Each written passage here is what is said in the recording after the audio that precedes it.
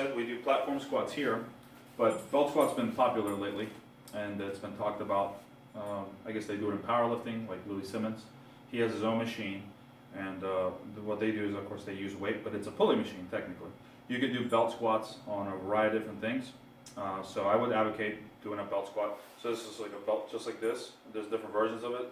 We have our own unique one, nice and padded, so it's not going to hurt you. When this sits on you, you need to make sure that it sits firmly here in the back. So when your legs are out, it's going to, technically the belt squat, what you wanted to do is you want it to be here on your hips, not your back, okay?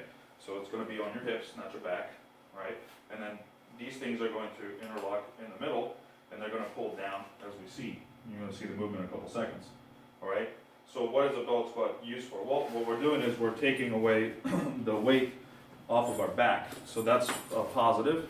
So if you're doing a deload, for example, and you need to technically deload for that week or 2 weeks, where all you've been doing is, you've been doing technically, what's it called, rack squats, a basic squat with the bar on your back.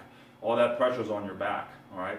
And I'd rather have, if you're an athlete, I'd rather have you just have a 200-pound bag, or take your buddy and then lift him, and then get used to actually taking him from point A to point B, because that is considered to be a so-called functional movement. So if you wrestle, then therefore that's going to be a great movement for you.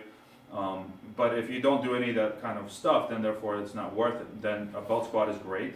So if you're not doing any kind of, that kind of movement in your sport, you don't need to do that. Pretty much in what I do, I need to pick people up. So belt squat's great. So it takes off the pressure off my back. And it also, I can generate a lot more power using my hips. So it, so it has a great benefit for deloading, and it also has a great benefit because I can push a lot more weight because of the fact that I'm putting the load of weight onto another part of my body, and that's really what I want to do. So if you just want to generate more power, what I heard is they're doing now this on racks, either with pulley machines and stuff like that. The best part here on the ARX is that we can do a the